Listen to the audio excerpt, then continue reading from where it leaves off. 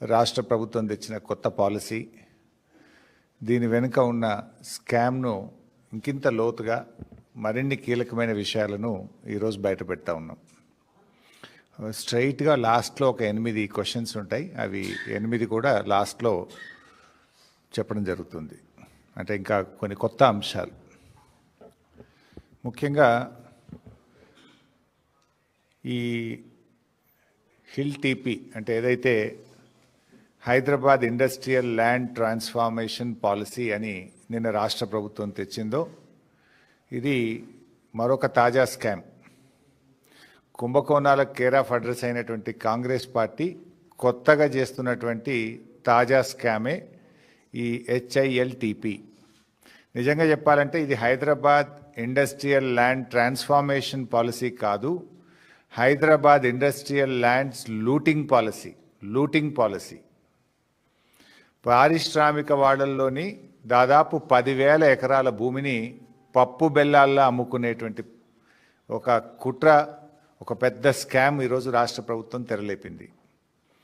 అధికారంలో వచ్చిన నాటి నుంచి కూడా రేవంత్ రెడ్డి గారి ప్రభుత్వం అడ్డగోలు దోపిడీ మీదనే దృష్టి పెట్టింది. లగచెర్ల కావచ్చు, HCU భూములు కావచ్చు, ఇట్లా ఏది చూసినా కూడా దాని వెనుక ఒక దోపిడీ. ప్రజలకి ఏం చేయాలనే ధోరణి కంటే కూడా ఎక్కడ ఎంత దోపిడీ చేయాలన్నదే రేవంత్ గారి ఆలోచన విధానం.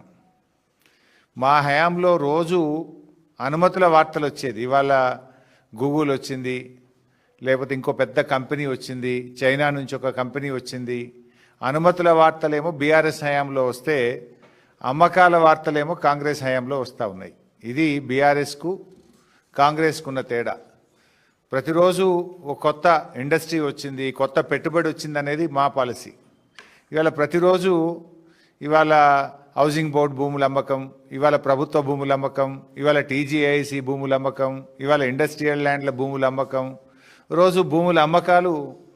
ఇది కాంగ్రెస్ పార్టీ యొక్క పాలసీ.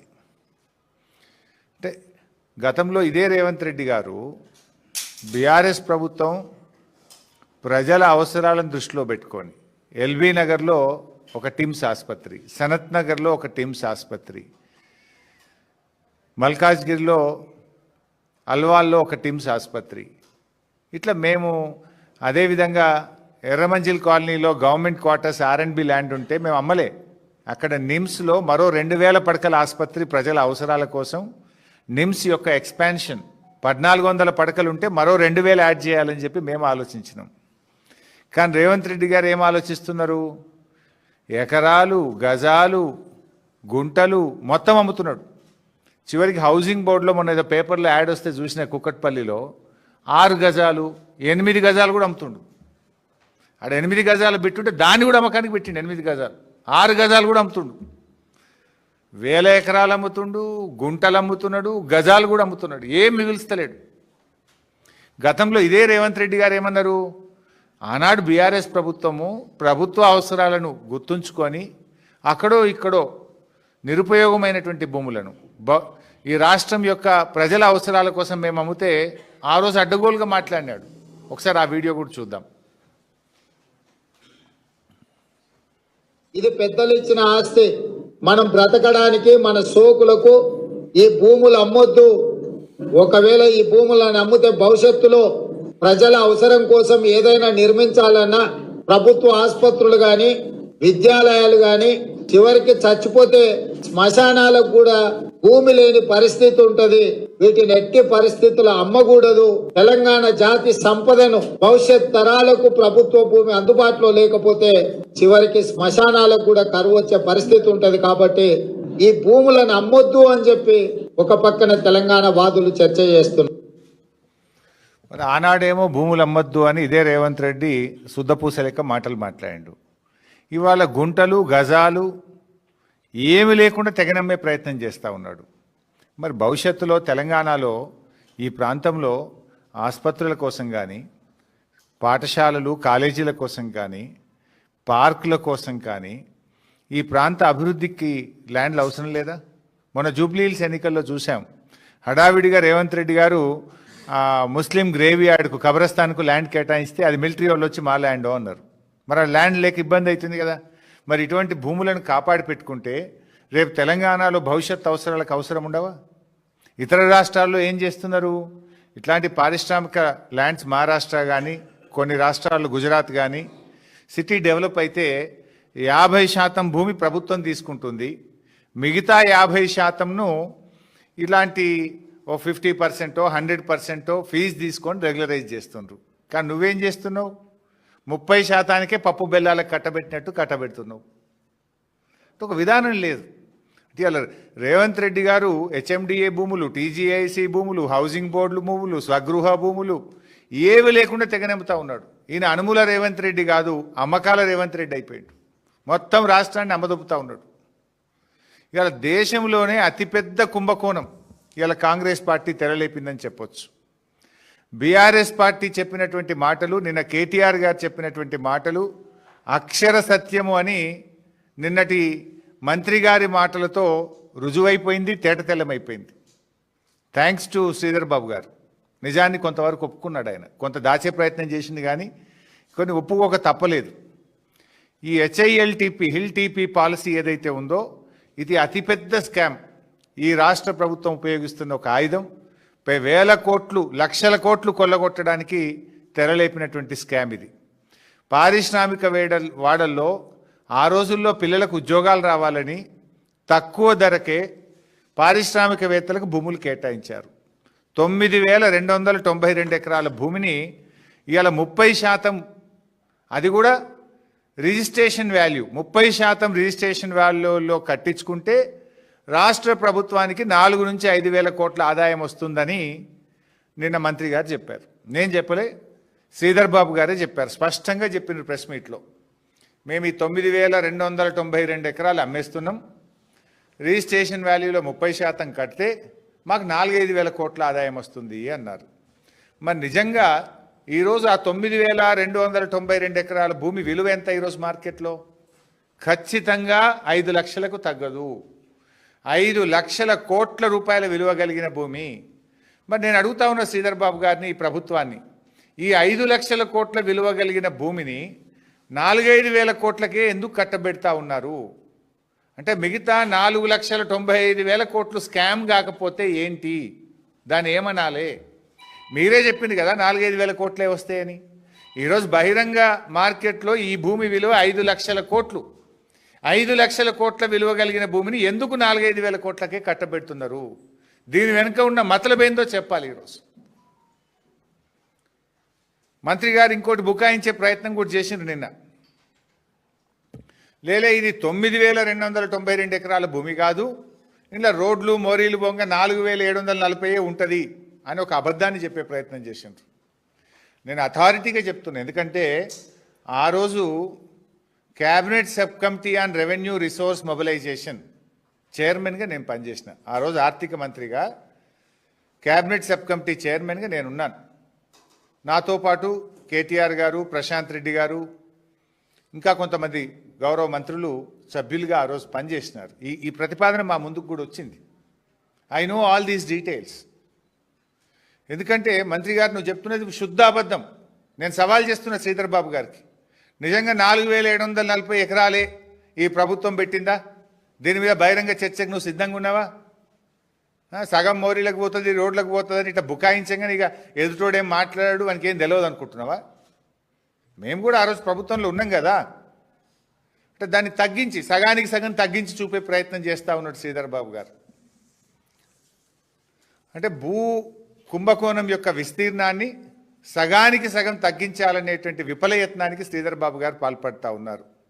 ఇందులో స్పష్టంగా ప్రభుత్వం యొక్క డొల్లతనం బయటపడ్డది. నిన్న బీఆర్ఎస్ పార్టీ కేటీఆర్ గారు అనేకమైనటువంటి ప్రశ్నలు వేశారు. ఏ ఒక్క ప్రశ్న కన్నా ప్రభుత్వం సూటిగా సమాధానం చెప్పిందా? చెప్పండి ఇప్పటికైనా. మీకు ఇంత పెద్ద ముఖ్యమైన కీలకమైన నిర్ణయాన్ని మీరు అసెంబ్లీ పెట్టాల్సింది, అసెంబ్లీలో చర్చించండి. 5 లక్షల కోట్లు మన బడ్జెట్ కంటే రెట్టింపు కదా. మన రాష్ట్ర ప్రభుత్వ బడ్జెట్తో 2 అంతల స్కామ్ ఇది. మన బడ్జెట్ 2.5 లక్షల కోట్లు దాటలేదు. మీరు పెట్టుడు 3 లక్షలు పెట్టినా దాటుడు 2.5 దాటలేదు. అంటే 5 లక్షల కోట్లు అంటే 2 సంవత్సరాల బడ్జెట్తో సమానమైన ఇంత ప్రధానమైనటువంటి నిర్ణయాన్ని మీరు శాసనసభకు పెట్టకుండా సభలో చర్చించకుండా రాత్రికి రాత్రే పాలసీ పెట్టి వేల కోట్లు లక్షల కోట్లు కొల్లగొడతామంటే బీఆర్ఎస్ పార్టీ చూస్తూ ఊరుకోదు. ఇంత ఇంపార్టెంట్ ఇష్యూను మీరు అట్లా రాత్రికి రాత్రి ఎట్లా చేస్తారండి? నిన్న కేటీఆర్ గారు అడిగిన ఏ ఒక్క ప్రశ్నకి ఎందుకు సమాధానం ఇవ్వరు నేను అడుగుతా ఉన్నా. ఇప్పుడు ప్రభుత్వం ఆనాడు బీఆర్ఎస్ ప్రభుత్వం సెలెక్టెడ్గా కోర్టు కేసులు ఉండే అప్పటికే కిరణ్ కుమార్ రెడ్డి ప్రభుత్వం నిర్ణయం తీసుకున్నది. ఆ భూములు ఆజామాబాద్ భూములు వాళ్ళకి ఇవ్వాలని కిరణ్ కుమార్ రెడ్డి ప్రభుత్వం నిర్ణయం తీసుకుంది. దాని మీద వాళ్ళు హైకోర్టు నుంచి ఆర్డర్ తెచ్చుకున్నారు. సో కోర్టు ఆర్డర్ ఉందని చెప్పి ఆ రోజు మేము రెగ్యులరైజ్ చేయాలని చెప్పి నిర్ణయించినాం.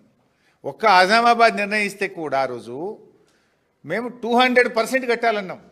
సబ్ రిజిస్ట్రేషన్ వాల్యూ మీద 200% కట్టాలని నిర్ణయం తీసుకున్నాం.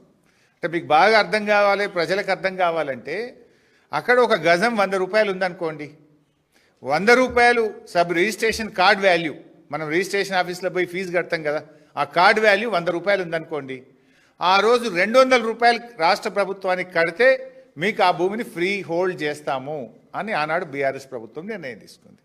ఇవాళ కాంగ్రెస్ ఏం నిర్ణయం తీసుకుంది? అదే 100 రూపాయలు రిజిస్ట్రేషన్ కార్డ్ వాల్యూ ఉంటే మీరు 30 రూపాయలు కట్టండి చాలు మీకు ఫ్రీ హోల్డ్ చేస్తాము అంటుంది కాంగ్రెస్ పార్టీ. అంటే ఎంత లుక్సాన్ అవుతుంది గవర్నమెంట్ ఖజానాకు? గజానికి 170 రూపాయలు లుక్సాన్ అయినట్టేనా? మేము 100 ఉంటే 200 కట్టమని మేమన్నాం. మీరేమంటున్నారు? 100 ఉంటే 30 రూపాయలు కట్టండి చాలు మీకు ఫ్రీ హోల్డ్ చేస్తాం, ఈ భూమి మీకు దారాదత్తం చేస్తాము అంటున్నారు. అంటే 170 రూపాయలు నష్టమవుతుంది కదా. నేను జస్ట్ టు అండర్స్టాండ్ చెప్తా ఉన్నా. అందుకే 5 లక్షల కోట్లు రావాల్సిన చోట 5,000 కోట్లు మాత్రమే వస్తాయి అని మంత్రి గారు నిన్న ఉన్న నిజాన్ని మంచిగా కుండబద్దలు కొట్టినట్టు బయట పెట్టిండు. అందుకే ఆయనకు థ్యాంక్స్ కూడా చెప్పిన నేను. ఇవాళ బీఆర్ఎస్కు కాంగ్రెస్కున్న తేడా ఏంది? మేము 200 రూపాయలు రావాలంటే మీరు 30 రూపాయలు చాలు అంటున్నారు. ఇది రాష్ట్ర ప్రభుత్వ ఖజానాకు తీరని నష్టం చేస్తూ ఉన్నారు మీరు. ఇంట్లో ఇంకా గమ్మత్ ఏంటంటే ఎంత అసలు కొద్దిగానే ఉండాలి వాళ్ళకి ప్రభుత్వం నడపడానికి. వారం రోజుల్లోగా అప్లికేషన్లు పెట్టాలన్నట, వారం రోజుల్లోగా టీజీఐసి అప్లికేషన్లను పరిశీలించాలన్నట, అవతల వారం రోజుల లోపలనే అధికారుల కమిటీ దానికి అనుమతి ఇవ్వాలన్నట, అనుమతి ఇచ్చిన 45 రోజులనే పైసలు కట్టాలన్నట. అంటే మొత్తం 2 నెలల కుల్ల అయిపోవాలన్నట. 2 నెలలు ఏంది ఇంత ఆగము? వారం రోజుల్లో అనుమతి, వారం రోజుల్లో మీరు డిమాండ్ నోటీస్ ఇస్తారు, 45 రోజుల్లో పైసలు కట్టాలనా? 2 నెలల్లో మొత్తం స్కామ్ ఖతం చేయాలనుకుంటున్నారా? ఈ 5 లక్షల కోట్లను మింగాలనుకుంటున్నారా? ఎందుకు అంత ఆగమాగం? ఇంత వేగంగా చేస్తున్నారు అని నిన్న మేము అడిగితే దానికి సమాధానం రాలే. ఏంది వారం రోజులు 45 రోజుల్లోగా డబ్బులు కట్టాలని 2 నెలల్లోగా దీన్ని పూర్తి చేయాలనే దాని వెనుక ఉన్న నిగూఢం ఏంటి అని నిన్న బీఆర్ఎస్ అడిగింది. దానికి మీరు సమాధానం చెప్పలే. ఈ భూములు మార్కెట్లో వేలం వేస్తే 5 లక్షల కోట్లు వస్తాయి కదా అని మేము సూటిగా అడిగినాం. ఎందుకు వేలం వేస్తలేరు, ఎందుకు 30%కే 5,000 కోట్లకే కట్టుబెట్టున్నారు అంటే దానికి సమాధానం రాలే.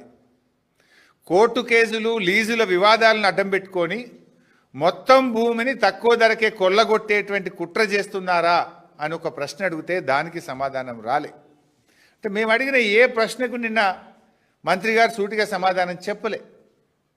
పైగా ఒక మాట అన్నారు, 60-70% పెడితే వస్తారా అన్నాడు. మరి మేము 200% పెడితే ఆ రోజు కొంతమంది కట్టలేదా?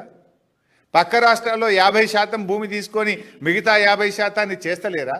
ఆ 50% తీసుకుంటే ఇడ కూడా ఒక 4-5 వేల ఎకరాలు వస్తే హైదరాబాద్లో ఒక లంగ్ స్పేస్, అరే ఒక బస్ డిపో కడదామన్నా, ఒక బస్ స్టాండ్ కడదామన్నా, ఒక హాస్పిటల్ కడదామన్నా, ఒక కాలేజీ కడదామన్నా, ఒక స్కూల్ కడదామన్నా, ఒక పార్కు కడదామన్నా ప్రజలకు హైదరాబాద్లో ల్యాండ్ దొరుకుతుందా? అన్నా నువ్వే మాట్లాడినావు కదా, నీ నోరా మోరా? మేము శ్మశాన వాటికకు బొందలగడ్డ కూడా జాగ ఉండదని మాట్లాడినావు కదా. ఇవాళ నువ్వు బొందలగడ్డ కూడా జాగ లేకుండా గజాలు కూడా ఎందుకు అమ్ముతున్నావు మిస్టర్ రేవంత్ రెడ్డి?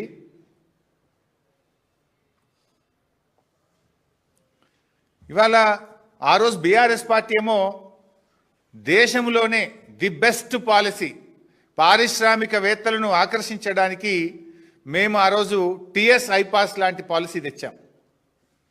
అంటే కొత్త కొత్త ఇన్వెస్ట్మెంట్లు రావాలి, కొత్త కొత్త పరిశ్రమలు తెలంగాణకు రావాలి, మా యువతకు లక్షల వేల సంఖ్యలో ఉద్యోగాలు రావాలని మేము పాలసీ తెచ్చినాం. కాంగ్రెస్ ఏం పాలసీ తెస్తుంది? భూములు అమ్మడానికి హిల్ టీపీ పాలసీ తెస్తుంది. ఉన్న భూములు తెగనమ్మడానికి ఈరోజు హిల్ టీపీ పాలసీ తెస్తున్నారు. కాంగ్రెస్కు బీఆర్ఎస్కు ఉన్న తేడా ఇది. బీఆర్ఎస్ ఏమో పెట్టుబడులను ఆకర్షించింది, ఇండస్ట్రీస్ తెచ్చింది, ఉద్యోగాల కల్పన చేసింది. కాంగ్రెస్ ఏం చేస్తుంది? ఉన్న భూములు అమ్మే ప్రయత్నం చేస్తూ ఉన్నారు. ఇక్కడ ఇంకోటి అర్థం చేసుకోవాలి మీరు. పాలసీ ఏంది? ఓఆర్ఆర్ లోపల ఉన్నటువంటి కాలుష్యానికి కారణమైన పరిశ్రమలు బయటకు తరలించాలి. కానీ వీళ్ళేం పెట్టినరు? అన్నీ కొన్ని గ్రీన్ ఇండస్ట్రీ ఉంది, కొంత కాలుష్య రహితమైన పరిశ్రమలు, ఉద్యోగాలు కల్పించే వ్యాపారాలు కూడా నడుస్తున్నాయి. ఇప్పుడు నీ పాలసీ ప్రకారం ఏంది? వాళ్ళు కూడా పోతే ఉన్న ఉద్యోగాలు కూడా ఉడవీకే కథ మీది. ఉద్యోగాల కల్పన మాది, ఉద్యోగాలు ఉడబెట్టే కథ మీది. ఓఆర్ఆర్ లోపల there are some green industries, no pollution. ఇలా వాళ్ళకు కూడా నువ్వు పాలసీ పెట్టి మీరు కూడా తీసుకోండి రా బై, ఎందుకంటే ఆర్ఆర్ ట్యాక్స్ కావాలి కదా మీకు.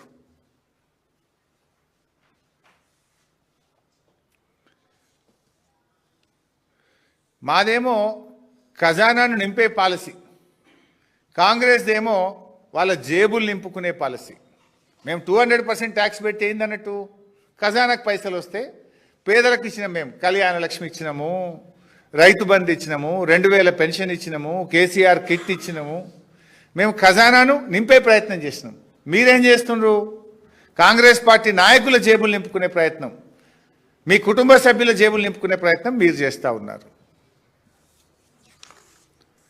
ప్రజలకు ఇచ్చిన గ్యారంటీలు వదిలిపెట్టిండ్రు, దోచుకునే పాలసీలు తెస్తున్నారు. ఓఆర్ఆర్ లోపల ఉండేటువంటి భూములు బంగారం లాంటి భూములు, ఇవి బంగారంతో సమానం. భవిష్యత్ అవసరాలను కూడా ప్రభుత్వాలు దృష్టిలో ఉంచుకోవాలి. కానీ అవేమీ పట్టించుకోకుండా ఔటర్ లోపల ఉన్న 9292 ఎకరాల భూములను ఈరోజు కట్టబెడతా ఉన్నారు. గతంలో బీఆర్ఎస్ పాలసీ తెచ్చింది ఈ భూముల కోసం. ఏం తెచ్చినాం తెలుసా? మేము ఐటీకి మార్చుకోండి. మీరు కాలుష్యానికి ఏదైతే పరిశ్రమలు ఉన్నాయో 50% ఐటీ కట్టండి, మిగతా 50% భూములో అందులో ఉద్యోగాలు చేసేటోళ్లకు ఇండ్లు కట్టుకోండి అనే పాలసీ మేము తెచ్చినాం. సో దట్ అట్లీస్ట్ ఐటీ వాళ్ళని వస్తే సిటీలో పిల్లలకు ఉద్యోగాలు దొరుకుతాయని ఈ భూములను ఐటీ నిర్మించుకోవడానికి, ఈ ఇండస్ట్రీని కాలుష్యమైనటువంటి ఇండస్ట్రీని తీసేసి ఐటీ పార్క్ కట్టండి, 50% భూమి ఐటీ పార్క్ కట్టండి, 50% గృహ అవసరాలకు వాడండి అని పాలసీ తెచ్చినాం. మీరేమంటున్నారు? మల్టీపర్పస్ జోన్ ఏమన్నా చేసుకోరు, సినిమా టాకీసులు కట్టుకోండి, అపార్ట్మెంట్లు కట్టుండ్రి, గేటెడ్ కమ్యూనిటీలు కట్టుండ్రి, లేఅవుట్లు వేయండ్రి, అమ్ముకోండి. You have no vision. మీకు విజన్ లేదు. మీకు ఉన్నది విజన్. ఏం విజన్ ఉన్నది? జేబులు నింపుకునే విజన్ ఉన్నది, ఖజానా కొల్లగొట్టే విజన్ ఉన్నది మీకు. ప్రజల కోసం ఆలోచించే సోయి మీకు లేదు. ఉంటే మీరు ఈ పని చెయ్యరు. ఇలా ప్రభుత్వాన్ని ఓ రియల్ ఎస్టేట్ బ్రోకరీ కంపెనీ లాగా నడిపిస్తాం, తమ అనుయాయులకు అడ్డికి పావు షేర్ కట్టబెడతాం అంటే ఎట్లయితుంది? ఇలా బీజేపీని కూడా అడుగుతున్నాం, ఇంత పెద్ద స్కామ్ మీద ఎందుకు బీజేపీ మాట్లాడతలేదు? కుమ్మక్కు రాజకీయాలు లేకపోతే, కాంగ్రెస్తో మీరు కుమ్మక్కు కాకపోతే, బీజేపీకి చిత్తశుద్ధి ఉంటే ఈ భారీ కుంభకోణం పైన సమగ్రమైన విచారణ జరపాలని చెప్పి ఈరోజు మేము డిమాండ్ చేస్తూ ఉన్నాం. ఈరోజు నేను ఒక 8 కోణాలు, ఇందులో 8 ప్రశ్నలు ఈ ప్రభుత్వానికి సూటిగా అడుగుతా ఉన్నా. అంటే ఏ రకంగా ఈ ప్రభుత్వం దోపిడీకి పాల్పడుతుందో సాక్ష్యాధారాలతో సహా నేను బయట పెడుతున్నా. అంటే ఆ రోజు నేను క్యాబినెట్ సబ్ కమిటీ చైర్మన్గా ఉన్నా కనుక ఇవన్నీ విషయాలు ఆ రోజు మా ముందుకు వచ్చినాయి కనుక సంపూర్ణమైన అవగాహనతో ఆధారాలతో ఈరోజు నేను బయట పెడతా ఉన్నా. మొట్టమొదటిది, ఇవాళ there are 2 values. Sub registration value ఒకటైతే టీజీఐసి వాల్యూ ఒకటి ఉంటుంది. ఇందులో 2 రేట్లు ఉన్నాయి. ఆ రోజే మా ముందుకు వచ్చింది. ఒకవేళ ఈ భూములు ఇవ్వాలా, ఇస్తే ఏ రేట్కి ఇవ్వాలి? మార్కెట్ వాల్యూ ఇవ్వాలన్నా, సబ్ రిజిస్ట్రేషన్ వాల్యూ ఇవ్వాలన్నా, టీజీఐసి రేటుకి ఇవ్వాలా అనేటువంటి చర్చ ఆ రోజు మా ముందుకు వచ్చింది సబ్ కమిటీ ముందుకు. సబ్ రిజిస్ట్రేషన్ వాల్యూ కంటే టీజీఐసి రేటు చాలా ఎక్కువ. టీజీఐసి అంటే ఈ భూములు ఎవరివి? Telangana industrial infrastructure corporation. ఆ టీజీఐసి ధర ఎట్లా నిర్ణయిస్తుంది? వాళ్ళు పెట్టిన పెట్టుబడి ఎంత, దాని ఇంట్రెస్ట్ ఎంత, దాని డెవలప్మెంట్కి ఎంత ఖర్చు అయింది, ఎవరికైనా ఏదైనా అలాట్మెంట్ ఇచ్చేది ఉంటే వాళ్ళకు ఒక రేటు డిసైడ్ అయ్యి ఉంటుంది. ఆ టీజీఐసి రేటు ఇవ్వాలా, ఎస్ఆర్ఓ వాల్యూ సబ్ రిజిస్ట్రేషన్ వాల్యూకి ఇవ్వాలా అని చర్చ జరిగింది. ఉదాహరణకు ఐపీ మల్లాపూర్లో 240 ఎకరాల భూమి ఉంటే ఎస్ఆర్ఓ వాల్యూ 17,581, టీజీఐసి విలువ 36,827, మోర్ దాన్ డబుల్. అంటే మీరు 36,000 నువ్వు భూమి కేటాయించేది ఉంటే నీ టీజీఐసి రికార్డులో 36,000 ఉన్నది. అది ఇడిచిపెట్టి తక్కువ ధర ఎస్ఆర్ఓ వాల్యూకు 17,000కి ఎందుకు అప్పచెప్తున్నావు? అదేవిధంగా ఉప్పల్ ఇండస్ట్రియల్ ఎస్టేట్ ఉప్పల్ 447 ఎకరాలు ఉంది. అక్కడ సబ్ రిజిస్ట్రేషన్ వాల్యూ 21,886, టీజీఐసి విలువ 52,523. నీ ధర 52,000, నీ బుక్కులో 52,523 ఉంటే నువ్వు అంతకంటే తక్కువ ధర 21,000కు, ఆ 21,000లో 30% ఎందుకు కట్టబెడుతున్నావు? What is this? అట్లే గాంధీనగర్లో sub registration value SRO value 14,591, TGIC ధర 46,895, 4 టైమ్స్. నీ ధర 46,000, ఎస్ఆర్ఓ 14,000, ఆ 14,000 30%కే ఇస్తా అంటాడు రేవంత్ రెడ్డి గారు. అట్లు చాలా ఉన్నాయి. ఇంకా అట్లా పోతే Hayathnagar 14,591 SRO value, TGIC value 54,340. ఇవన్నీ మీకు డీటెయిల్స్ అన్ని విడుదల చేస్తా. మొత్తం 21 ఇండస్ట్రియల్ ఎస్టేట్స్ ఉన్నాయి. ఎస్ఆర్ఓ వాల్యూ ఏమో తక్కువ, టీజీఐసి రేట్ ఏమో ఎక్కువ. జనరల్గా ప్రభుత్వాలు ఏం చేయాలి? రెండిట్లో ఏది ఎక్కువ ఉంటే అది అడాప్ట్ చేస్తారు కదా. దేని ద్వారా ప్రభుత్వానికి రూపాయి ఎక్కువ వస్తుంది, రాష్ట్ర ఖజానాకు ఒక పైసా ఎక్కువ వస్తుంది, తద్వారా పేదలకు రాష్ట్ర ప్రజలకు మేలు జరుగుతుందో ఆ పని చేస్తావా? తక్కువ ఉన్నది తీసుకుంటావా నువ్వు? టీజీఐసి ధరను కాదని ఎస్ఆర్ఓ వాల్యూను ఎందుకు అడాప్ట్ చేశారో సమాధానం చెప్పాలండి అని రేవంత్ రెడ్డిని ప్రభుత్వాన్ని డిమాండ్ చేస్తా ఉన్నా. ఆ రోజు మా కేబినెట్ సబ్ కమిటీ ముందుకు వచ్చింది ఈ విషయం. మరి మీరు ఎందుకు దీన్ని తక్కువ ధరది అడాప్ట్ చేసినారు? టీజీఐసి రేట్ను ఎందుకు పరిగణలోకి తీసుకోలేదో ఈ రాష్ట్ర ప్రజలకు సమాధానం చెప్పాలని చెప్పి నేను ప్రభుత్వాన్ని డిమాండ్ చేస్తా ఉన్నా. రెండవ పాయింట్ మీ అందరికీ తెలుసు, బహుశా మీరే పత్రికల్లో రాశారు, టీవీల్లో చూపారు. గత సంవత్సర కాలం నుంచి ముఖ్యమంత్రి, రెవెన్యూ మంత్రి ఏం చెప్తున్నారు? హైదరాబాద్లో ఎస్ఆర్ఓ వాల్యూలు తక్కువ ఉన్నాయి, త్వరలో భూముల ధరలు పెంచుతాం అని ఎన్నిసార్లు చెప్పిండ్రు? ఈ నెలనే పెరుగుతుందని పేపర్లో బ్యానర్ ఐటమ్, మళ్ళా నెలనే పెరుగుతుంది, ఇక నవంబర్కి వెళ్ళి పెరుగుడని రాసుడు. అంటే అట్లా చెప్పుకుంటూ కొంత వ్యాపారం చేసుకున్నారు, ఏదో ప్రభుత్వ ఆదాయాన్ని పెంచుకునే ప్రయత్నం చేసిండ్రు. అంటే మీరు ఏం చెప్పిండ్రు? ఎస్ఆర్ఓ వాల్యూస్ చాలా తక్కువ ఉన్నాయి, తొలుత ఓఆర్ఆర్ లోపల పెంచుతాం, ఓఆర్ఆర్ లోపలనే మొదలు పెంచుతాం, ఓఆర్ఆర్ బయట మెల్లగా పెంచుతాము అన్నారు. మరి అది అమల్లోకి రాకముందే ఈ పాలసీని ఎందుకు హడావిడిగా అమలు చేస్తున్నారు? ఎవరికి మేలు చేయడానికి అమలు చేస్తున్నారు చెప్పాలి కదా. ఓఆర్ఆర్ లోపల భూముల ధరలు సవరిస్తాము, ఎస్ఆర్ఓ వాల్యూ పెంచుతామని ఇప్పటికి 10 సార్లు ముఖ్యమంత్రి చెప్పిండు, రెవెన్యూ మంత్రి చెప్పిండు. మరి సవరించినాక భూముల ధరలు సవరించినాక మీరు ఈ పాలసీ తెస్తే 10 రూపాయలు ఎక్కువ వస్తాయి కదా ఖజానాకు. ఇది 7 రోజుల్లో దరఖాస్తు, 7 రోజుల్లో క్లియరెన్స్, 45 రోజుల పైసలు కట్టుడు వెనుక ఉన్న మతలబ్ ఏందో ఇప్పుడు అర్థమైతలేదా? అంటే ఇది కొల్లగొట్టుకొని జేబులు నింపుకొని తర్వాత పెంచుతారు. పారిశ్రామికవేత్తలకేమో ఒక విధానం, పేదలకు ఒక విధానం. అంటే పారిశ్రామికవేత్తలకు కట్టబెట్టడం కోసమే కదా భూములు సవరించడానికంటే ముందే పప్పు బెల్లాలకు అమ్మినట్టు ఈ భూములు కట్టబెడుతున్నారు.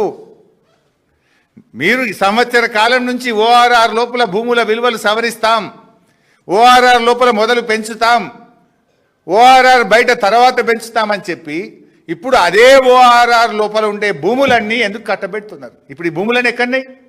ఓఆర్ఆర్ లోపలనే ఉన్నాయి కదా. ధరలు సవరించేదాకా ఎందుకు ఆగుతలేరు? ధరలు సవరిస్తే రాష్ట్ర ప్రభుత్వానికి ఆదాయం పెరుగుతుంది కదా అంటే మీకు మీ అనుయాయులకో మీరందరూ ఇప్పటికే దీన్ని తయారు చేసుకున్నారు కనుక మీ కమిషన్ల కోసం ఇవాళ ఎస్ఆర్ఓ వాల్యూ సవరించకుండా ఈ భూముల్ని కట్టబెడుతున్నారా లేదా? దీనికి సూటిగా సమాధానం చెప్పండి. ఏది మొదలు? రాష్ట్ర ప్రభుత్వానికి రూపాయి ఎక్కువ వచ్చేది మొదలా, తక్కువ వచ్చేది మొదలా? భూములు సవరించినాక ఈ పాలసీ తెస్తే 4 రూపాయలు ఎక్కువ వస్తాయి కదా, ఎందుకు చేయట్లేదో ఈ రాష్ట్ర ప్రజలకు సమాధానం చెప్పాలి. ఇది question number 2. Then question number 3, ఇందాక నేను చెప్పిందే, బీఆర్ఎస్ 100 రూపాయలు అక్కడ గజం ఉంటే 200 రూపాయలు తీసుకున్నది, కానీ మీరు 30 రూపాయలకే ఎందుకు ఇస్తున్నారు? Already there is a policy. BRS అది కూడా హైకోర్టు డైరెక్షన్ ఉంటే తెచ్చిన మా రోజు 100 ఉంటే 200 తీసుకుందామన్నాం, మీరు 30 రూపాయలకే ఇస్తున్నారు, 170 రూపాయలు లాస్ అవుతుంది కదా. ఎందుకు 30 రూపాయలకు తగ్గించారు? దీనివల్ల రాష్ట్ర ఖజానాకు రాష్ట్ర ప్రభుత్వానికి నష్టం జరుగుతుందా జరగదా? 200ని 30 రూపాయలకు ఎందుకు తగ్గించారు? తద్వారా లక్షల కోట్లు ఈ రాష్ట్ర ప్రభుత్వ ఖజానాకు నష్టం, ఈ రాష్ట్ర ప్రజలకు నష్టం కదా. దానికి మీరు ఇచ్చే సమాధానం ఏంటి? నంబర్ 3. నంబర్ 4, అప్పట్లో మేము ఎల్ఆర్ఎస్ తెస్తే నో ఎల్ఆర్ఎస్ నో బీఆర్ఎస్ అని మమ్మల్ని తిట్టిరా. ఎల్ఆర్ఎస్ ఏంటి బైసాబ్? ఎల్ఆర్ఎస్ అంటే మీలాంటి వాళ్ళు, ఒక పేదవాళ్ళు, అమాయకులో ఆ లేఅవుట్కి అనుమతి ఉందో లేదో తెలియక పట్టా భూమిని డబ్బులు కట్టి రిజిస్ట్రేషన్ ఆఫీస్లో ఫీజు కట్టి ఓ 300 గజాలు 200 గజాలు కొనుక్కున్నారు. ఒక పేదవాడు 300 గజాలు కొనుక్కుంటే ఎల్ఆర్ఎస్కి ఎంత వసూలు చేసింది బైసాబ్? ఎల్ఆర్ఎస్ అంటే పట్టా భూమి, డబ్బులు పెట్టి కొనుక్కున్న భూమి, రిజిస్ట్రేషన్ ఆఫీస్లో ప్రభుత్వానికి బాజాప్తా రుసుము కట్టి రిజిస్ట్రేషన్ చేసుకున్న భూమి, అది లేఅవుట్ రెగ్యులరైజేషన్ స్కీమ్. ఒక ఎల్ఆర్ఎస్లో, ఇది LRS GO, this is the GO of LRS, GO number 135. ఈ జీవోను మొన్న కాంగ్రెస్ పార్టీ అమలు చేసింది. ఈ జీవోలో ఉదాహరణకు 30,000 నుంచి 50,000 ఎస్ఆర్ఓ వాల్యూ ఉంటే ఎస్ఆర్ఓ వాల్యూ మీద 80% కట్టాలి. ఇక్కడ చూస్తే మీరు 30 నుంచి 50 అన్నాడు కదా. ఐపీ సనత్ నగర్ 52,000 రూపాయలు ఎస్ఆర్ఓ వాల్యూ ఉంది. 52,000 ఉంటే ఎంత కట్టాలి మరి? ఒక పేదవాడైతే 80% 100% తీసుకున్నారు సబ్ రిజిస్ట్రేషన్ వాల్యూ మీద, కానీ ఇక్కడ 30%కే ఇస్తున్నారు. ఒక పేదవాడు ఒక 200 గజాలో 300 గజాలో ఇన్నోసెంట్గా లేఅవుట్కి అనుమతి ఉందో లేదో చూసి కొంటేనేమో ముక్కుబిండి 80% వసూలు చేసిండ్రే. 80%, 60% వసూలు చేసిండ్రు. ఇప్పుడు ఐడిఏ నాచారం 25,000 ఉంది ఎస్ఆర్ఓ వాల్యూ, మౌలాలి 24,000 ఉంది, కూకట్పల్లి 31,000 ఉంది. ఇవి చూసినా 60%, 80%. ఇదే కూకట్పల్లిలో ఒక లేఅవుట్ రెగ్యులరైజేషన్ స్కీమ్ కింద ఎల్ఆర్ఎస్లో ఎవరైనా దరఖాస్తు పెడితే 80% తీసుకున్నారు ఎల్ఆర్ఎస్లో కూకట్పల్లిలో. ఇప్పుడు అదే కూకట్పల్లి ఇండస్ట్రియల్ ఎస్టేట్లో 30%కే భూమి రెగ్యులరైజ్ చేస్తూ multiple zone, not residential, multiple zone. నువ్వు సినిమా థియేటర్ కట్టు, కమర్షియల్ కాంప్లెక్స్ కట్టు, నువ్వు ఏమన్నా చేసుకో, మల్టిపుల్ జోన్గా కన్వర్ట్ చేస్తుండే. ఒక పేదవాడికి ఎల్ఆర్ఎస్ చేయమంటేనేమో ముక్కుబిండి 80% వసూలు చేసిండ్రు. 80% రిజిస్ట్రేషన్ వాల్యూ వేరే, మళ్ళా రుసుములు వేరే, దరఖాస్తు రుసుము, ప్రాసెసింగ్ రుసుము, రకరకాల రుసుములు పెట్టి వసూలు చేసిండ్రు. అంటే పేదవాడికి ఒక న్యాయం, పెద్దోడికి ఒక న్యాయం. ఇది ఎల్ఆర్ఎస్లో 60%, 80% ఎస్ఆర్ఓ వాల్యూలో ముక్కుబిండి వసూలు చేస్తుంది. బడా పారిశ్రామికవేత్తలకేమో 30%కే కట్టబెట్టిరి. దీనికి మీరు ఇచ్చే సమాధానం ఏంది? పేదవాడికో న్యాయం, పెద్దోడికో న్యాయం ఉంటుందా అని అడుగుతా ఉన్నా. 300 గజాల ప్లాట్ కొనుక్కున్న, ఇల్లు కట్టుకుందామనే ఒక రోజువారి కూలి, ఒక ప్రైవేట్ ఉద్యోగి, ఒక చిరు ఉద్యోగి దగ్గర ఎస్ఆర్ఓ వాల్యూలో 80% వసూలు చేసిండ్రు. 1,000 కోట్లకు పడగలెత్తిన పారిశ్రామికవేత్త దగ్గర 30%కే మీరు మల్టిపుల్ జోన్ కన్వర్ట్ చేస్తే నీతి ఎక్కడిది అని అడుగుతా ఉన్నా. What is this policy? ఈ పాలసీ ఎవరి కోసం? ప్రభుత్వం ఈరోజు సమాధానం చెప్పాలి ప్రజలకని అడుగుతా ఉన్నా. This is point number 4. ఇకపోతే పాయింట్ నెంబర్ 5. జనరల్గా దసరాకు దీపావళికి ఆఫర్లు ఉంటాయి కదా. దసరా ఆఫర్, దీపావళి బోనంజా, ఒక 2 చీరలు కొంటే 3వ చీర ఫ్రీ, లేకపోతే ఏముంటే కేజీ సేల్, కిలో సేల్. ఇప్పుడు ఇంట్లో ఆఫర్ పెట్టిండు రేవంత్ రెడ్డి, ఇంట్లో బంపర్ ఆఫర్ పెట్టిండు ఇంకోటి ఇంట్లో ఈ పాలసీలో. దసరా దీపావళి బోనంజా పెట్టినట్టు రేవంత్ రెడ్డి బోనంజా ఉన్నది ఇంట్లో ఇంకోటి. ఏంటి ఆఫరు? 30% ల్యాండ్ కన్వర్ట్ చేయడమే కాదు, నార్మల్గా ఏముంటుందంటే, ఇప్పుడు మా మిత్రుడు రఘు గారికి 1 ఎకరం భూమి ఉన్నది. ఆ ఎకరం భూమి అగ్రికల్చర్, వ్యవసాయ భూమి ఉన్నది రఘుకు. అదృష్టం బాగుండి కొద్దిగా టౌన్ పెరిగింది, దాన్ని రెసిడెన్షియల్గా మార్చాలి లేదా కమర్షియల్గా మార్చాలి, హైవే ఫేసింగ్ ఉంది. దానికి ఏమంటారు? CLU, change of land use fee కట్టాలి హెచ్ఎండిఏలో. సిఎల్యు ఫీజు ఉంటుంది, ఇంకేదో ప్రాసెసింగ్ ఫీజు ఉంటుంది. అట్లా ఎకరానికో 14-15 లక్షలు ఖర్చు అవుతుంది. ఇది అఫీషియల్, అనఫిషియల్ కథ వేరే ఉంది రేవంత్ది. అఫీషియల్దే 14-15 లక్షలు అవుతుంది. ఏది హెచ్ఎండిఏ పరిధిలో చేంజ్ ఆఫ్ ల్యాండ్ యూస్కు కట్టాల్సిన ఫీజు 14-15 లక్షలు మినిమం ఉంటుంది. అది అగ్రికల్చర్ నుంచి రెసిడెన్షియల్ కావచ్చు, అగ్రికల్చర్ నుంచి ఇండస్ట్రీ కావచ్చు, అగ్రికల్చర్ నుంచి మల్టీపర్పస్ జోన్ కావచ్చు, అగ్రికల్చర్ నుంచి టూరిజం కల్చరల్ జోన్ కావచ్చు. ఇలా రకరకాల జోన్స్ ఉంటాయి. సరే, ఒక్కొక్క జోన్కు ఒక రేట్ ఉన్నది. ఎవరు చేంజ్ ఆఫ్ ల్యాండ్ యూస్కి అప్లై చేసినా హెచ్ఎండిఏలో there is a fee. Minimum ఎకరానికి 15 లక్షలు అవుతుంది.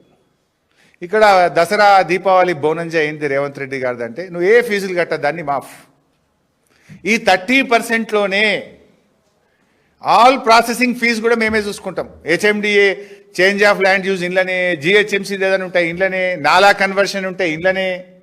ఇక రెవెన్యూనికి రూపాయి కట్టద్దు, హెచ్ఎండిఓనికి రూపాయి కట్టద్దు, అంతా ఆల్ ఫ్రీ. ఇది దసరా బోనంజా, ఇక రేవంత్ రెడ్డి బోనంజా. ఇది ఈ 30% అన్యాయం. వాస్తవానికి టీజీఐసి రేట్ ఒకటి, ఎస్ఆర్ఓ రేట్ ఒకటి. టీజీఐసి రేటు 3 అంతలు ఉంటే అది ఇడిచిపెట్టి ఎస్ఆర్ఓ రేటు పెట్టిండు. ఆ ఎస్ఆర్ఓ రేట్లో ఆ రోజు మేము 200% తీసుకుంటే ఈ పుణ్యాత్ముడు 30% చాలంటుండు. ఈ 30% ఘోరంరా నాయన అంటే దాంట్లో all fees bonus, change of land use, నాలా కన్వర్షన్, ఇంకా ఏం దరఖాస్తు పెట్టుడద్దు, ఏ ఆఫీస్కి పోవడద్దు, ఏ ఫీజు కట్టుడద్దు, అన్ని మాఫీ, అన్ని మేమే ఇస్తాం ఇదని అంటుండు. ఇది దీపావళి బోనంజా. దీనికి సమాధానం చెప్పాలి ప్రభుత్వం. దీని విలువ ఈ 9,200 ఎకరాలకు హెచ్ఎండిఏ కానీ నాలా కానీ ఈ కన్వర్షన్ ఫీజుల విలువ 13,500 కోట్లు.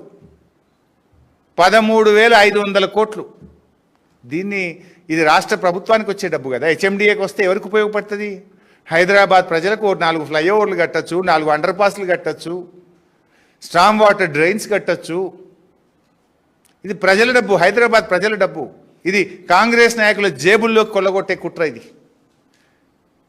30% అయింది, మళ్ళీ ఫీజులు మాఫీ అయింది. దీనికి సమాధానం చెప్పాలి. ఇది question number 5. Now question number 6.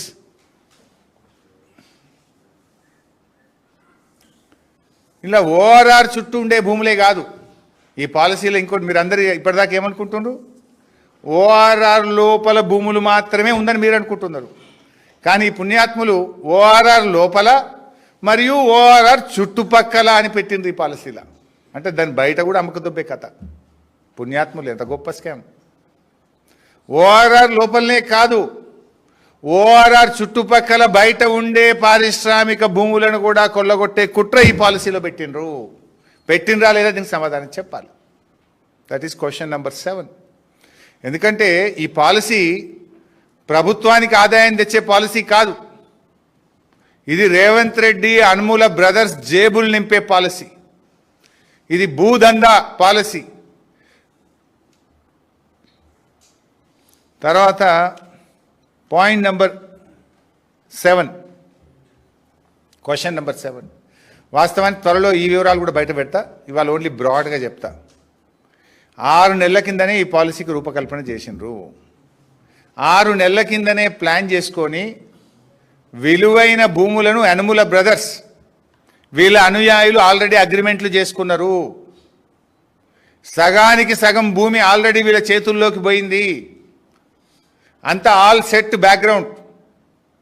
ఈ పాలసీ ముందే ప్లాన్ చేసుకొని ఇండస్ట్రియల్ ల్యాండ్స్తో అగ్రిమెంట్లు చేసుకొని తక్కువ ధరకే ఈ పాలసీ వస్తుందని వాళ్ళకి తెలియదు కదా. ఇంత తక్కువ ధరకి ఇస్తామంటే వాడెందుకు అమ్ముతాడు? ఇదంతా ముందే ప్రీ ప్లాన్డ్గా చేసుకొని ఆ భూములు కొనుక్కొని అగ్రిమెంట్లు చేసుకొని ఇవాళ మెల్లగా పాలసీ తెచ్చిండ్రు. త్వరలో ఆ భూములేంటి, ఎవరు ఎక్కడ అగ్రిమెంట్ చేసిండ్రో కూడా బయట పెడతాం. మాకు ఇప్పుడే కొన్ని వచ్చినాయి, ఇంకా కొన్ని సేకరిస్తున్నాం, అన్నీ బయట పెడతాం. ముందే కంపెనీలతో మాట్లాడుకున్నారు, అగ్రిమెంట్లు చేసుకున్నారు. కమిషన్లు వాటాలు కూడా ముందే మాట్లాడుకున్నారు. కొన్ని ల్యాండ్లకు ఈ పాలసీ తెస్తాం గింత అని 50-50 అని ల్యాండ్ కూడా మాట్లాడుకున్నారు. ఫ్లోర్లు మాట్లాడుకున్నారు. ఇది ఇండస్ట్రియల్ ల్యాండ్ ట్రాన్స్ఫర్మేషన్ పాలసీ కాదు, ఇది Revanth Reddy family transformation policy. నిబంధనల ప్రకారం చేయలేదు. పూర్తిగా ప్రజాధనాన్ని కొల్లగొట్టే విధంగా, తమ అనుయాయులకు భూములు కట్టబెట్టే విధంగా పెట్టిండ్రు. ఇంకా దీని వెనుక ఆర్ఆర్ ట్యాక్స్ కూడా ఉందట. మళ్ళీ 30% ఒకటి కదా తక్కువ, అందరూ అనుకునే 30% అని. ఆర్ఆర్ ట్యాక్స్ వేరే ఉంది, plus RR tax 30% to government ఖజానా ప్లస్ ఆర్ఆర్ ట్యాక్స్. అది కడితేనే క్లియర్ అవుతుంది. అది ఎంత అని ఇంకా బయటకు రాలే, రేపో మాపో వస్తుంది. ఇప్పుడు లేఅవుట్కి అయితే 75 రూపాయలు పర్ స్క్వేర్ యార్డ్ ఉంది, అపార్ట్మెంట్లకు అయితే 60 రూపాయలు స్క్వేర్ ఫీట్ ఉంది ఆర్ఆర్ ట్యాక్స్. ఇప్పుడు దీని ఆర్ఆర్ ట్యాక్స్ ఇంకా బయటకు వస్తుంది. 30% ఖజానా, ఆర్ఆర్ ట్యాక్స్ ఎంతో ఇంకా బయటకు రాలే. అది బయట పెట్టండి. ఇక లాస్ట్ క్వశ్చన్ 8. ఈ వచ్చిన డబ్బు అట్లీస్ట్ 30% వస్తుంది కదా, పోనీ ఈ 30% డబ్బునైనా పారిశ్రామికవేత్తలు ఎంతోమంది ఇండస్ట్రీస్ వచ్చిండ్రు, వాళ్ళ ఇన్సెంటివ్స్ ఏమన్నా చెల్లిస్తారా? కొత్త పారిశ్రామిక వాడల అభివృద్ధికి ఉపయోగిస్తారా? ఇండస్ట్రీస్ను ఆకర్షించడానికి పెద్ద ఎత్తున ఇన్సెంటివ్స్ ఇవ్వడమో, బయట ల్యాండ్లు కొని కొత్త ఇండస్ట్రియల్ కారిడార్స్ డెవలప్ చేయడానికి వాడతారా? లేదు మీ కమిషన్ల కోసం ఈ వచ్చిన డబ్బును బడా బడా కాంట్రాక్టర్ల బిల్లులు చెల్లిస్తారా కూడా ప్రజలకు సమాధానం చెప్పాలి. Because this money belongs to TGIC. TGIC భూములు అమ్మితే టీజీఐసికి డబ్బులు వస్తాయి. తెలంగాణ ఇండస్ట్రియల్ ఇన్ఫ్రాస్ట్రక్చర్ కార్పొరేషన్ మరి పారిశ్రామిక వాడల అభివృద్ధికో, పరిశ్రమలను ఆకర్షించడానికో, పరిశ్రమలకు ఇన్సెంటివ్స్ చెల్లించడానికో, నిరుద్యోగ యువతకు ఉపాధి కల్పించడానికో ఉపయోగించాలి. ఈ డబ్బును దానికి ఉపయోగిస్తారా? మీ కమిషన్ల కోసం బడా బడా కాంట్రాక్టర్ల బిల్లులు చెల్లించడానికి ఉపయోగిస్తారా? దీనికి కూడా ఈ 8వ ప్రశ్నకు కూడా సమాధానం చెప్పాలని ప్రభుత్వాన్ని మేము డిమాండ్ చేస్తూ ఉన్నాం. ఎందుకంటే ఫైనల్గా నేను కోరేది ఒక్కటే, ఆ రోజుల్లో ఆనాటి పాలకులు ఇక్కడ పరిశ్రమలు రావాలి, మన యువతకు ఉద్యోగాలు రావాలని ఆ రోజుల్లో ఈ భూములు తక్కువ ధరకే పారిశ్రామికవేత్తలకు ఇచ్చారు. కారణాలు ఏదేమైనా పొల్యూషన్ వల్ల కావచ్చు, పరిశ్రమలు మూతపడ్డాయి కావచ్చు. మరి వాళ్ళను బయట కావాలంటే భూములు ఇవ్వండి, ప్రత్యామ్నాయ భూములు ఇచ్చి పరిశ్రమలు తరలించండి, ప్రజల ఆరోగ్యాన్ని కాపాడండి. కానీ మళ్ళీ మీరేం చేస్తున్నారు? 30%కే ఆ భూములను వాళ్ళకు దారాదత్తం చేసి, ఫీజులు లేకుండా మల్టిపుల్ జోన్గా కన్వర్ట్ చేసి, వాళ్ళను బిల్డర్లుగా, రియల్ ఎస్టేట్ వ్యాపారులుగా తయారు చేస్తున్నారు. ఆల్రెడీ ఒకసారి ఇన్సెంటివ్ ఇస్తుంది, మళ్ళీ రెండోసారి ఇన్సెంటివ్లు ఇచ్చి రియల్ ఎస్టేట్ వ్యాపారం కోసం ప్రభుత్వం ఎందుకు పూనుకోవాల్సిన అవసరం ఉంది? Why government is taking this initiation? Incentive దేనికి? ఇన్సెంటివ్ ఇస్తే ఓ 10 లక్షల మంది పిల్లలకు ఉద్యోగాలు వస్తాయంటే ఇన్సెంటివ్ ఇవ్వాలి. ఇప్పుడు గతంలో పాలసీ తెచ్చిండ్రు, ఇదే ఇండస్ట్రియల్ ల్యాండ్ను 50% ఐటీ కట్టండి, 50% ఇండ్లు కట్టండి. ఎస్, ఒక ఐటీ పార్క్ వస్తే ఉద్యోగాలు వస్తాయి. మీరు ఏంటి కమర్షియల్ కోసం, సినిమా టాకీస్ల కోసం, రిక్రియేషన్ కోసం, రియల్ ఎస్టేట్ వ్యాపారం కోసం ఎందుకు మీరు ఇన్సెంటివ్లు ఇస్తున్నారు? రెండవసారి ఇన్సెంటివ్ ఇవ్వాల్సిన అవసరం ఏంది? ఇది ఆలోచించాల్సిన అవసరం ఉంది. ఇది నిజంగానే ఇవాళ ఒక లక్షల కోట్ల రూపాయల స్కామ్. ఇది ఈ రాష్ట్రానికి బహుశా భారతదేశంలో ఇంత పెద్ద భూ స్కామ్ లేదు. The biggest land scam in India. మీకు నిజాయితీ ఉంటే వెంటనే అసెంబ్లీని పిలవండి. ఆ రోజు అసెంబ్లీ ఒక్కటే రోజు పెట్టి పారిపోయింది కదా, మళ్ళీ పెడతాం ఇక వారంలో పెడతాం 10 రోజులనే పెడతాం అన్నారు. 3 నెలల అసెంబ్లీ పెట్టండి, అసెంబ్లీ పెట్టి చర్చకు పెట్టండి దీని మీద. దిస్ ఈజ్ పబ్లిక్ ప్రాపర్టీ, 4 కోట్ల ప్రజల ఆస్తి ఇది. ఇది మీ అయ్య జాగిరి కాదు, మీ సొంతం కాదు. మీరు 5 ఏళ్ల కోసం మాత్రమే వచ్చిన ప్రభుత్వం మీది. మీరు 5 ఏళ్లు పాలించడానికి మాత్రమే మీకు అవకాశాలు ఇచ్చారు. తాతల తండ్రుల తరతరాల ఆస్తిని మీ ఇష్టం వచ్చినట్టు అమ్ముకోవడానికి మీకు అధికారం లేదు. రేపటి భవిష్యత్ తరాలను దృష్టిలో పెట్టుకొని పాలన చెయ్యాలి. కానీ మీ ఇష్టం వచ్చినట్టుగా ఈ భూములు అమ్ముతామంటే బీఆర్ఎస్ పార్టీ చూస్తూ ఊరుకోదు. We demand for in immediate assembly session పెట్టండి, ఈ పాలసీని చర్చకు పెట్టండి, ఓపెన్గా డిస్కస్ చేద్దాం, ప్రజల సమక్షంలో డిస్కస్ చేద్దాం, ప్రజల కోసం మాట్లాడదాం, పారదర్శకమైన పాలసీ తీసుకురావాలి తప్ప మీరు ఈ రకంగా ఇష్టం వచ్చినట్టు కొల్లగొడితే బీఆర్ఎస్ పార్టీ ప్రజల పక్షాన పోరాడుతుంది. ఎందుకంటే మీరు ఏది అడిగినా ఈరోజు డబ్బులు లేవంటారు. మరి డబ్బులు వచ్చే ఈ అవకాశాన్ని భవిష్యత్ అవసరాలను దృష్టిలో పెట్టుకోకుండా మీ జేబులు నింపుకోవడానికి పాలసీలు తెస్తే రేపు ప్రజలకు అన్యాయం జరుగుతుంది, భవిష్యత్ తరాలకు అన్యాయం జరుగుతుంది, హైదరాబాద్ నగరానికి శాశ్వతమైన అన్యాయం జరుగుతుంది. కనుక బీఆర్ఎస్ దీని పక్షాన ప్రశ్నిస్తుంది.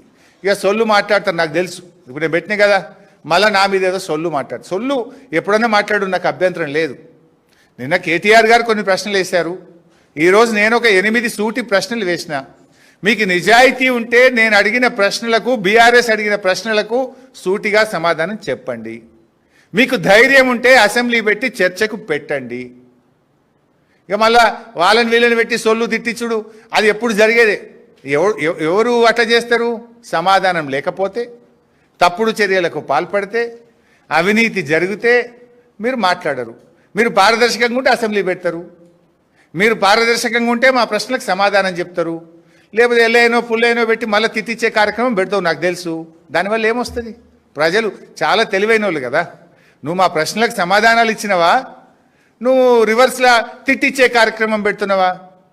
నువ్వు తిట్టినా కేసులు పెట్టినా నిన్ను వదలం. మేము ప్రధాన ప్రతిపక్షంగా ప్రజల హక్కులు, ప్రజల ఆస్తులు కాపాడడమే మా బాధ్యత. ప్రజలు మాకు ఇచ్చిన బాధ్యత. ప్రతిపక్షంగా వాళ్ళ గొంతుకై మాట్లాడమన్నారు. ఈ రాష్ట్ర ప్రభుత్వ ఆస్తులను, ప్రజల యొక్క హక్కులను, ప్రజలకిచ్చిన హామీలను అమలు చేయించడం కోసమే బీఆర్ఎస్ పోరాడుతుంది. బీఆర్ఎస్కు ఆ బాధ్యత ప్రజలు ఇచ్చిండ్రు.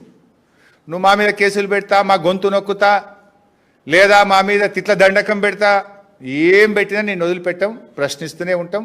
దీని మీద సూటిగా బీఆర్ఎస్ అడిగిన అన్ని ప్రశ్నలకు సమాధానం చెప్పాలని, శాసనసభ సమావేశపరచాలని, దీనిపైన పూర్తి చర్చ జరగాలని బీఆర్ఎస్ డిమాండ్ చేస్తుంది. Thank you.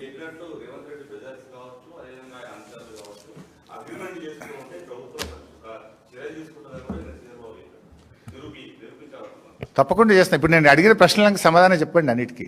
ఇప్పుడు ఆయనే చెప్పిండు 5 లక్షల కోట్ల విలువది, 4-5 వేల కోట్లే వస్తాయి అంటుండు కదా, మిగతా ఎవరో జేబులకు పోతున్నాయి.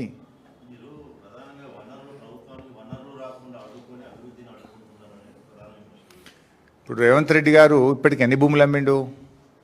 మేము ఎక్కడన్నా కోకాపేట భూములు అమ్మినావు, మొన్న ఇక్కడ అదేంటి హౌసింగ్ బోర్డు భూములు కుకట్పల్లిలో అమ్మినావు, మైండ్ స్పేస్లో అమ్మినావు. మేము ఎక్కడన్నా అడ్డుకున్నామా? ఇవి అడ్డికి పావు షేర్కు పుట్నాల పేలాలకు అమ్మినట్టు అమ్మితే ఇది రాష్ట్ర ప్రభుత్వ ఖజానాకు నష్టం జరుగుతుంది కనుక మేము ప్రశ్నిస్తున్నాం. మా ప్రశ్నలకు సమాధానం చెప్పు నువ్వు సూటిగా. లేదు బహిరంగ చర్చకు రా, లేదు అసెంబ్లీ సమావేశపరచు. Thank you.